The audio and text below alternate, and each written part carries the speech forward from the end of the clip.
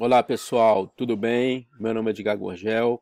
Nós vamos continuar com a nossa aula de engenharia de requisitos, falando especificamente sobre diagrama de casos de uso, tá?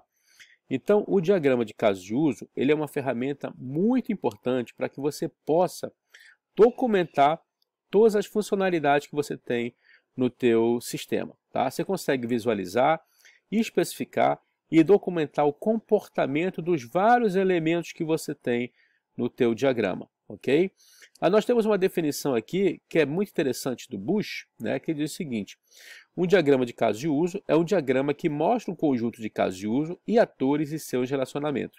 Então, no diagrama de casos de uso, nós teremos atores de um lado, nós teremos casos de uso e nós teremos relacionamento entre atores e casos de uso e entre os próprios casos de uso também. É o que nós vamos ver, tá ok? Então, no diagrama de casos de uso, nós teremos atores, casos de uso e relacionamentos. Esses relacionamentos eles podem ser de comunicação, inclusão e extensão, que é communicate, o include e o extend, ok? Vamos lá. Então, ele é utilizado para modelar requisitos de um sistema. Tá? Os requisitos podem ser expressos de várias formas, então a utilização de diagrama de casos de uso facilita a comunicação entre os membros que você tem de uma equipe, né, de desenvolvimento, entre os teus usuários e clientes, ou seja, entre todos os stakeholders que você tem, né, todas as pessoas interessadas no desenvolvimento daquele software, tá? E nós precisamos, para fazer a modelagem do caso de uso, executar os seguintes passos. Primeiro, estabelecer o contexto do sistema, né, identificando os atores. Para cada ator, você vai considerar o comportamento esperado, né, que aquele caso de uso o ator tem. Né, para cada caso de uso, ele tem um determinado comportamento. Tá? E esses comportamentos, que são os casos de uso, eles serão nomeados, nós vamos nomeá-los. Tá, ok? E vamos fazer essas modelagens, né, os relacionamentos entre casos de uso, entre atores e entre atores e casos de uso. Perfeito? Então vamos lá. Vamos ver os exemplos aqui. Nós temos aqui os atores, cliente, instituição de venda e varejo, instituição financeira e patrocinadora, e nós temos o operador de sistema. Nós temos alguns atores aqui, vejam que eles têm uma relação, uma comunicação, né? E aqui nós temos a representação do caso de uso, ok? Então aqui esse ator operador gerencia a interrupção da rede, instituição financeira processa a conta do cliente, instituição de venda e varejo, ela tem uma relação com detecta a fraude de cartão, e o cliente realiza a transação com o cartão. Vejam que nós representamos atores, nós representamos as interações e representamos diagrama de caso de uso. Ok? Bom, então os relacionamentos eles podem existir, né, entre casos de uso. Tá? E eles podem ser de um desses três tipos aqui. Ok? Pode ser comunicação, communicates, inclusão, include, extend, extensão e generalização. Vamos ver cada um desses exemplos aqui. Primeiro, relacionamento de comunicação, que é o relacionamento mais usual, mais típico que nós temos entre atores e casos de uso. Ok? Então, ele é representado por uma linha, né, conectando esses elementos que estão relacionados. Então, nós temos aqui de um lado, nesse exemplo, o vendedor, o ator vendedor. Nesse outro exemplo aqui, o caso de uso. E aqui o relacionamento de comunicação entre ator e entre caso de uso. Ok?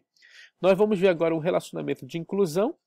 O relacionamento de inclusão, ele é utilizado quando você tem uma parte do teu caso de uso, uma determinada funcionalidade, que você pode repetir, você pode pegar aquela funcionalidade e você pode reutilizar em outros casos de uso.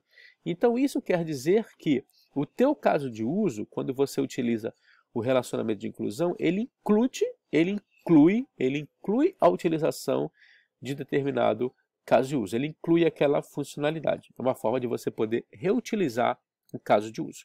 Perfeito? Então, vamos lá. Vamos ver um exemplo aqui. Né? Então, nós temos aqui ator, analista comercial, casos de uso, analisar risco e fechar preço. Veja que esse ator ele se relaciona com os dois casos de uso. E veja que tanto para você fechar um preço como para você analisar um risco, você precisa avaliar o negócio.